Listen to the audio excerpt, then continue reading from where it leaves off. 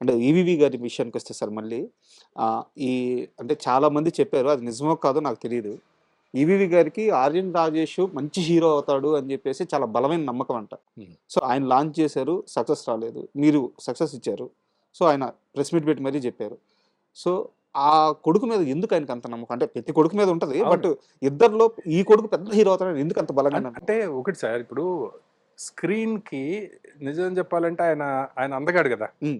Correct. 'Aryan Rajesh' చాలా అందగాడు. చాలా ఫ్రెష్‌గా ఉంటది మంచి ఫేస్. హైట్. అవును. ఇద్దరు హైటే. హ్మ్. న న రాజేష్, నరేష్ ఇద్దరు మంచి హైటు. హ్మ్. మంచి ఫిగర్ బావుంటది. బట్ ఆయన హీరోని చేయాలనుకున్నారు. హ్మ్. బేసిక్‌గా ఈయన ఏంటంటే, నరేష్ డైరెక్టర్ అవ్వాలనే కోరిక ఉంది. అప్పటికే ఉండడం వల్ల ఓకే. ఆయన అలా అనుకునుంటారు. హ్మ్. హ్మ్. ఏది హ్మ్. రాజేష్‌ని హీరోని చేయాలి అనేది అనుకునుంటారు. సార్. ఆ తర్వాత ఏంటంటే అండి, సక్సెస్ అనేది అది కుదరడం సార్. హ్మ్. ఇప్పుడు ఈవీవి గారు చూడండి సక్సెస్‌లా. అంతే గదా! ఎన్ని సక్సెస్‌లు, ఎన్ని సూపర్ డూపర్ హిట్‌లు. అయితే ఆళ్ళ అబ్బాయి విషయంలో అది ఎందుకో మిస్ కొట్టిందంతే. హ్మ్. ఏదో స్క్రిప్టు కరెక్ట్‌గా సెట్ అవ్వలేదా అలా. మనది కుదిరిందంతే. హ్మ్. అంత మాత్రం చేత ఇది గొప్ప గాదు. లేకపోతే ఆయన ఎక్కడండి? ఆయన ఎంత గొప్ప డైరెక్టర్ ఆయన. సార్. అది ఆయన గొప్పతనం అండి. ఆయన ఆ రోజు ప్రెస్ మీట్ పెట్టి చెప్పడం అనేది ఆయన్ని ఇంకా అక్కడ చూసే స్థాయికి అనిపించింది అందరికి. సార్. అది గొప్ప విషయం. అండ్ 'సునీల్' గారితో 'మిస్టర్ పెళ్ళికొడుకు' జేసినప్పుడు నిజంగా ఇష్టపడి జేసారా ఆ సినిమా?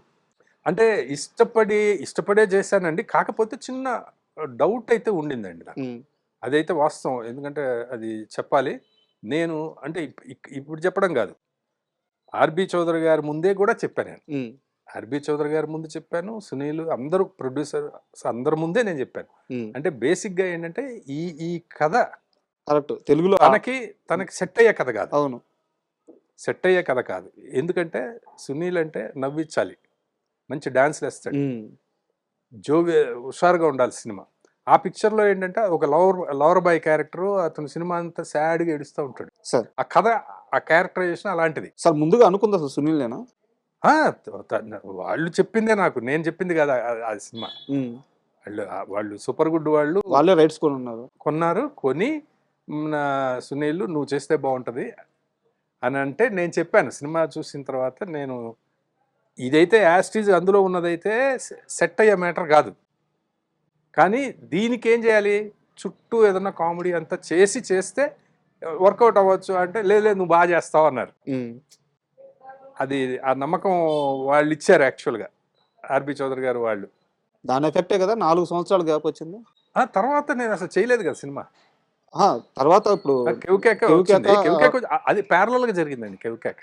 హ్మ్. హ్మ్. హ్మ్. 'కెవ్కేక' ప్యారలల్‌గా అది ప్యారలల్‌గా జరుగుతా వచ్చినాయి ఓకే. సినిమాలు. ఓకే. అంటే ఏంటంటే ఒకటి ఒక టైంలో నేను కూడా ఓకే. చేయగలనని నమ్మా. హ్మ్.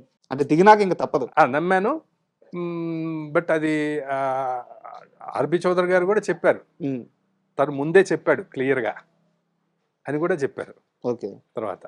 అంటే ఇప్పుడు మీ కెరీర్ మొత్తం చూసుకుంటే సార్, ఇప్పుడు మనం 'లేడీ బాబ్జీ' గురించి కూడా మాట్లాడుకుంటే హ్మ్. హిట్. హ్మ్. 'లీలా మహల్ సెంటర్' హిట్. సో, అలాగే 'ఆడుతూ పాడుతూ' హిట్. సో, మీరు చేసిన 6, 7 సినిమాల్లో 50% హిట్ పర్సెంటేజ్ ఉంది. హ్మ్. ఒక డైరెక్టర్‌కి 50% హిట్ పర్సెంటేజ్ అనేది చాలా మంచి నంబర్. అవునండి. కానీ ఎందుకు మీ కెరీర్ తర్వాత కూడా డైరెక్టర్‌గా యాస్ ఎ డైరెక్టర్‌గా హ్మ్. ఇన్ని సక్సెస్‌లు ఇచ్చిన తర్వాత కూడా అనుకున్నంత నంబర్స్ చేయలేకపోయారు కదా అవును. మీరు. అవును. ఎక్కడ లోపమని? అదే నేను చెప్తున్నాను కదా! అది వేరే ఎవ్వరిని అనడానికి, బ్లేమ్ చేయడానికి అసలు లేనే లేదండి. హ్మ్. నాకు అవకాశాలొచ్చినాయి. వాటిని నేను అందిపుచ్చుకోలేదు. హ్మ్. ఓకే. కథలు సిద్ధంగా లేవా మీ దగ్గర? కథలని కాదు. హ్మ్. వేరే వేరే రీజన్స్ వల్ల హ్మ్. నాకు మనుషులు సెట్ అవ్వకపోవడం వల్ల హ్మ్. నేను అందిపుచ్చుకోలేకపోయానండి. హ్మ్. అంతే తప్ప అవకాశాలు ఆ తర్వాత కూడా వచ్చినియి నాకు. హ్మ్. ఇప్పుడు అదే 'సూపర్ గుడ్‌లో' ఒకటి ఇద్దరు హీరోలదేదో పిక్చర్ తమిళ్‌లో చేశారు. అది చేస్తారా అని అడిగారు. హ్మ్. ఆ సినిమా తర్వాత గూడా. బట్ ఆ సినిమా తమిళ్ సినిమా గూడా నాకు ఎక్కల. సార్. ఎందుకు మళ్ళీ ఇంకో సినిమా ఫ్లాప్ సినిమా జేయడం హ్మ్. అని జెప్పి నేను అది చేయలేదు. బట్ ఈ ప్రాసెస్‌లో మీరే చెప్పారు ఇంటర్వ్యూలో చెప్పారు. బాలకృష్ణ గారితో ఒక సినిమా అయింది. అవునండి. ఆహ్, ఐ మీన్ అడ్వాన్స్ సంథింగ్ ఏదో గూడా జరిగినట్టుంది అని అవును. చెప్పి మరి ఆ సినిమా గూడా ఆ ఆగిపోయింది. సినిమా గూడా బాలకృష్ణ గారితో సినిమా ఎందుకు ఆగిపోయిందసల? అది నాకు రీజన్ అసలు తెలీదండి. అప్పుడు ఒక కథ గూడా నాది గాదు. వేరే వాళ్ళది. అది విన్నాము. ఓకే అనుకున్నాము. అంతా అయిపోయింది. హ్మ్. అయిన తర్వాత 3-4 మీటింగ్లు అయినాయి. ఉమ్, ఆ తర్వాత అప్పుడు నాది మిస్టర్ పెళ్లి కొడుకు సినిమా రిలీజ్ అయింది. ఓకే. అది అది ఆడలేదు కదా. ఉమ్, ఆ తర్వాత నాకు ఏం జరిగిందో నాకు తెలియదు. ఆ ప్రొడ్యూసర్ సైడ్ నుంచి ఏంటంటే, ఇప్పుడు ఈ ప్రాజెక్టు ప్రస్తుతం వద్దనుకుంటున్నామండి అని చెప్పారు. ఉమ్, ఇప్పుడు కొంచెం వద్దని కూడా కాదు, టైం కొంచెం టైం కావాలండి, కొంచెం టైం తర్వాత చేద్దాము అన్నట్లుగా చెప్పారు. ఆ తర్వాత వాళ్ళు వేరే ప్రయత్నాలు చేస్తున్నారు వేరే డైరెక్టర్ తోటి అనేది నాకు తెలిసింది. ఇంకా తర్వాత అది ఎందుకు ఏమిటి అనేది నేను అడగలేదు, ఎవరిని అడగలేదు. మీరు తర్వాత కాలంలో బాలకృష్ణ గారి సినిమాలు కథానాయకుడు, మహానాయకుడు అవును, అట్లా యాక్ట్ చేశారు కదా, అవునండి. గుమ్మడి గారి క్యారెక్టర్ చేశారు. అవునండి. అప్పుడు బాలకృష్ణ గారితో ఎప్పుడన్నా ఈ సందర్భం అంటే వచ్చింది? అప్పుడు అలా అనుకున్నాము అనే టాపిక్ వచ్చింది. నేను కూడా ఎందుకు అనేది నేను అడగలేదండి. నేను అడగలేదు, ఆయన చెప్పలేదు. అప్పుడు ఆ సందర్భం గురించి అయితే మాట్లాడుకున్నాను అంతే. నేను దానికి ఎందుకు అనేది అడగలేదు నేను. అప్పుడు వాళ్ళు ఆ ప్రొడ్యూసర్ అలా చెప్పారు. తర్వాత నేను అడ్వాన్స్ కూడా నేను రిటర్న్ చేశాను. తర్వాత చేయాలా, చేశారా? నిజానికి చేయక్కర్లేదు, ఎందుకంటే నేను నేను నేను నేను చేయనని చెప్పలేదు కదా.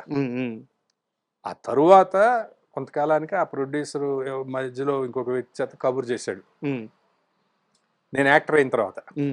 అది చాలా రోజుల తర్వాత అయితే ఒక 5 years 6 years 5 years తర్వాత. ఎంత సార్ అమౌంట్?